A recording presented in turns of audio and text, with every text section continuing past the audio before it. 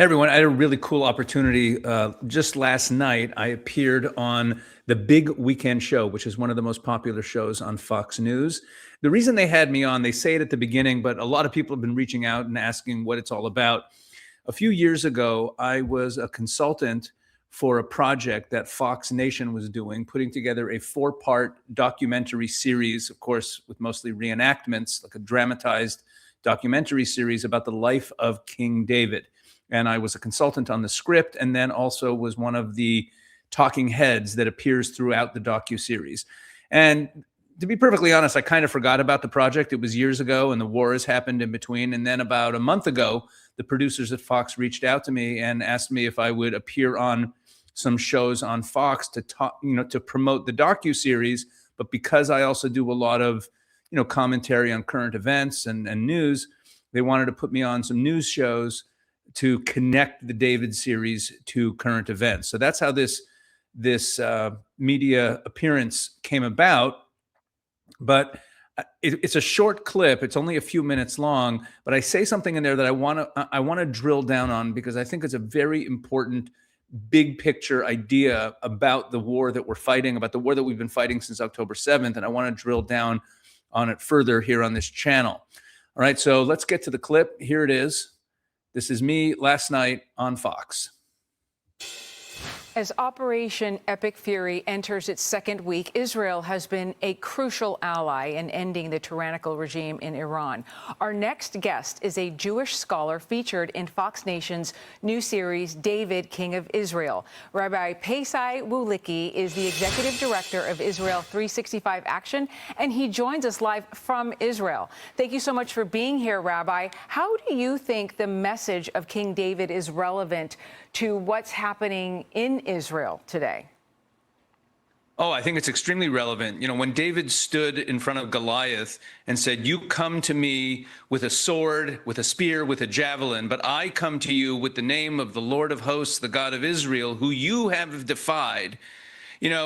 Goliath didn't think he was defying God. I'm sure Goliath had the God that he believed in, but that confidence that David showed in his faith, being able to face down evil and say, look, we're on the side of good, and it is the responsibility of those who are good to destroy evil and bring it to its knees. That's the kind of moral resolve that the West hasn't really seen since Franklin Delano Roosevelt in 1943 said that the only acceptable outcome of World War II would be unconditional surrender, a phrase that we haven't heard since then until Donald Trump uttered it just the other day. Because, when people say, how can you defeat an evil ideology? Well, Nazi Germany was an evil ideology that captured the imagination of a whole people, and so was the evil ideology, the genocidal ideology of Imperial Japan that had actually existed for hundreds of years. And both of them were brought to their knees with unconditional surrender, and that knocked some sense into people. That's how the human mind works. And that kind of resolve of people who are good staring down evil and saying we will not tolerate it, instead of all the kind of wishy-washy, letting the bad guys stay in power and having a vote in the UN and all that we've seen since World War II. This is a breath of fresh air, and the people of Israel understand that we have to pay a price to defeat evil. We have been. In the town that I live in Israel, there was a mass casualty event the other day, and it was very sad. But we've been paying prices since October 7th. And really for the last 47 years in this war with Iran. And, it's a breath of fresh air that there's a president of the United States who understands that we need to defeat evil, because that is our responsibility on this earth. It's not just self-defense. Rabbi, you brought in the idea of Nazi Germany and imperialist Japan. A lot of people don't know the history of Japan. They tore through China twice. Very, very brutal. But I don't know that either of those were religious fervor. And so that is my question to you on this idea that radical Islam, in my opinion, is an enemy unlike any other we've ever fought, because it is so spiderwebbed into people's ideology of they'll die for this gladly. And so we worry about, if Iran falls, what happens next, in the sense of, does it turn into insurgency all over the country or all over the world? Do you feel like that Israel has created partners in the Middle East, Arab countries, Muslim countries, that would be a partner in attacking that and making sure that doesn't become what happens if Iran's regime falls? Well, everyone's concerned about instability in the Middle East, but let's be very clear-eyed.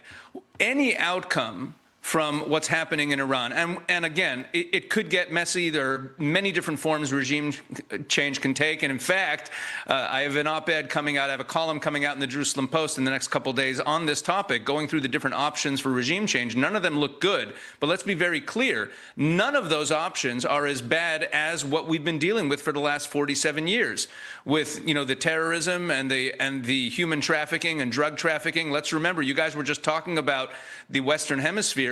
Hezbollah operates in Venezuela and Paraguay, and they're involved in that drug trade and human trafficking trade. Nothing could be worse in Tehran, even if it gets chaotic for a while. Nothing could be as bad as what we've seen for the last 47 years. Surrounded by all sides, it seems, Rabbi. It's Joe Concha.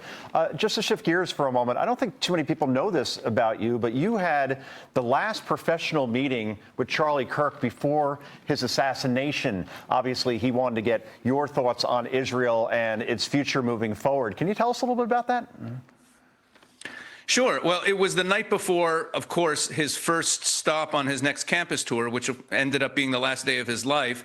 And that was why he scheduled the meeting for then. Charlie and I had a relationship for a while. Charlie had people in his life who were subject matter experts on every topic that he covered, because he wanted to make sure he was getting information from all different opinions and from people who knew what they were talking about. And living in Israel and being someone who, I've been involved with a lot of the people in the America First movement for a long time. And we had known each other for a few years, and I'm very in touch with what's going on politically, and I'm also of the same political vein as Charlie and the America First movement in terms of being someone's coming from a faith perspective. So there were a lot of reasons why he would speak to me about these issues. And before going out on his campus tour, he wanted to have a meeting, and he wanted it to be as close as possible because of the dynamic nature of what's going on in the Middle East, so that he would have up-to-date information to talk about Israel, because so many of the questions he got on campus revolved around Israel. So that was what it was about. It was going through the most commonly asked questions he got and giving him some information that he could use. Always educating himself. Yes, thank you for sharing that with us, Rabbi, and thank you for joining us tonight. We appreciate it. All righty. There you go. So let me pull that off. So before I go on, I just want to share with you this project that Israel 365 is doing. Since the war with Iran broke out, there's a lot more families that are struggling. There's families that are struggling with PTSD. There are families, there are young mothers whose husbands have been called up for reserve duty. And of course, there are families that are now homeless, whose homes have been damaged. Here, as I mentioned in that interview there in the town of Beit Shemesh, there was a large event that took place, and there's some families who have needs. And Israel 365 has stepped up and created a charity project to help take care of some of these emergency needs. So please, if you can spare a couple bucks, if you're thinking you're sitting at home and you want to help out what's going on in Israel on the ground, this is a great way to do it. Just go to Israel365charity.com, Israel365charity.com, one word, Israel, the number 365, and the word charity, all one word.com. And you can click on Israel Under Fire, or you could scroll down to the current projects and you have Israel at War, Help Now, and then just click there and it'll show you how to donate. And you could really make an important difference right now. So, if you could please do that, that would be great. Look, this interview, you notice that Joey, he was the first one who asked the follow-up question, brought up an issue that I didn't really address. He asked the question, well, isn't this different than Nazi Germany or Imperial Japan because this is religious in nature? Now, he's right, it is. Nazi Germany was a very short-lived ideology that captured the imagination of so many Germans. Imperial Japan, that genocidal Japanese supremacist ideology actually existed for centuries before World War II. And they were both knocked out by unconditional surrender. The question is, does the fact that it's religious make a difference? So it's true that the fact that this Shiite radical Islam is coming from a religious place might make it harder to knock it out of people. But I've got to believe, as someone of faith, that ultimately victory over these evil ideologies can make a change. Things can actually change. You know, let's go back to what Donald Trump actually said about unconditional surrender, because I think it's actually very instructive, and it gives us more to chew on in this conversation. So President Trump tweeted out or put up on Truth Social the other day, no deal with Iran, only unconditional surrender. So this is how it was initially reported. On Friday, Trump called for Iran's unconditional surrender. He says, he wrote as follows: there will be no deal with Iran except unconditional surrender. Trump posted to Truth Social. After that, the selection of a great and acceptable leader. We and many of our wonderful and very brave allies and partners will work tirelessly to bring Iran back from the brink of destruction, making it economically bigger, better, and stronger than ever before. And yeah, so he calls for unconditional surrender. And then he was asked yesterday on Air Force One, what do you mean by unconditional surrender? And he had this to say. Let's take a look.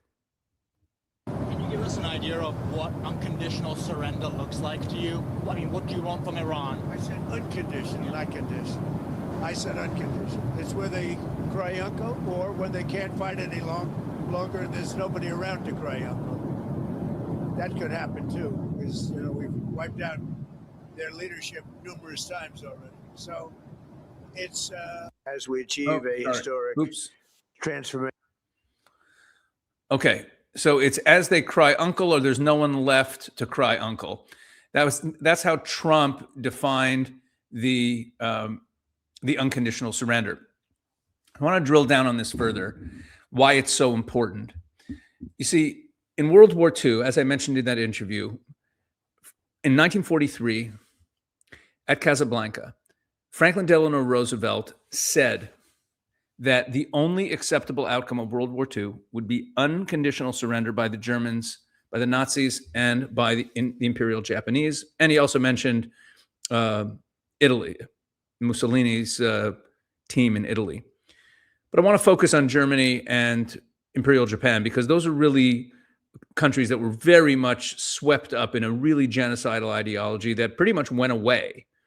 It went away as a national ideology pretty quickly after World War II. And ever since World War II, if you look at every other war that's been fought by the West, by America especially, you have the Korean War, you have Vietnam, Afghanistan, Iraq, all these conflicts, they don't end with one side winning and one side losing. They don't end with victory, right? They end with some sort of negotiated settlement, or hostilities, just some reason that the hostilities, are brought to a close, and everyone considers that good. We achieved a ceasefire.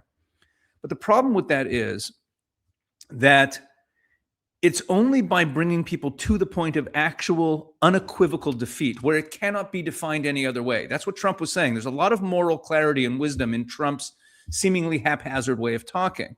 When he was asked what does unconditional surrender look like, he said, either they cry uncle, meaning they just actually say, we surrender. Not we surrender, or we'll come to a ceasefire and we get this and you get that. No. They surrender, or there's no one left to fight, which means also unequivocal defeat. That's the real key point. The key point is that there's no way to spin it as anything other than defeat. And it's not about the leaders themselves. It's about all the people indoctrinated with the ideology.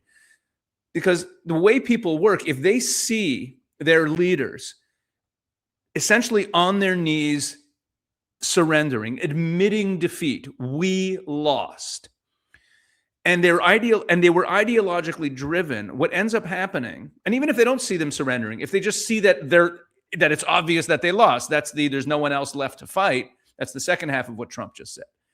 When people see that, it has a deep psychological effect. That's what sort of cracks through the hard shell of an evil ideology.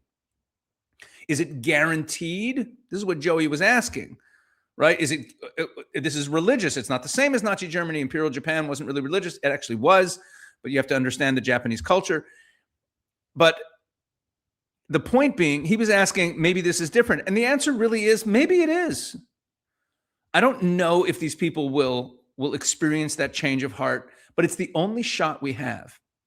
Ending every conflict where it's not clear who won and who lost is not the road to peace, because the other side, whether it's Hamas or Iran or anyone else that we've been dealing with, the other side will spin it as victory. And then we haven't really accomplished anything with all the fighting. And you see this actually in the Bible, when the Bible talks about war. I'm fond of talking about Psalm 83 in wartime. Psalm 83 is a psalm that's really all about war. It's all about the purpose of war.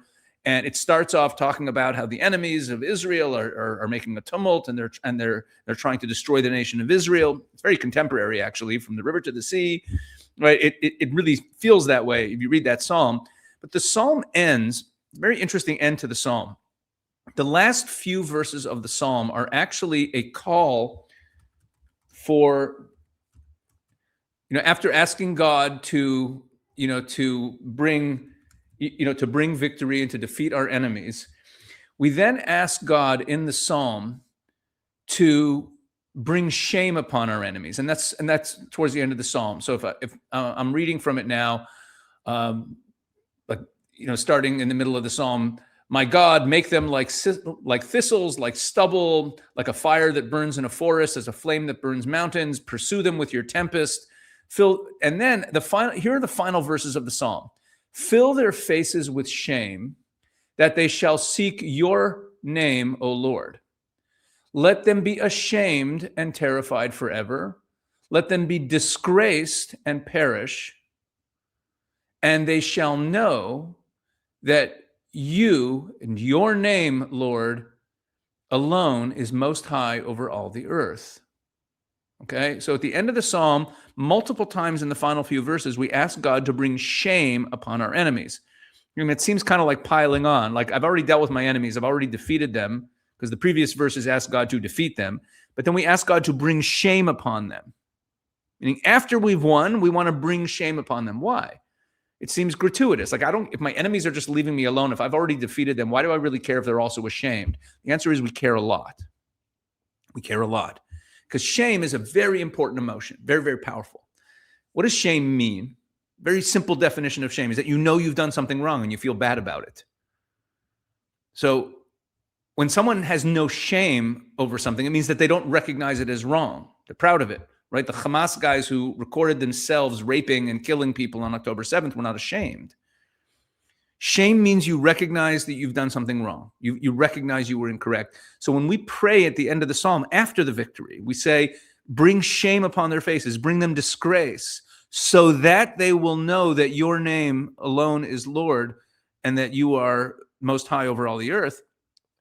What we're saying is we want them to have a change of heart. We want something to snap. We want the victory, the actual defeat of them, to lead them to question whether they had it wrong. Okay? And that's the only chance we have. When we think as people of faith and we say, listen, in the end, good is going to win. How does good win? How does evil get defeated? This is the point I was making there. Well, it gets defeated by actually bringing defeat.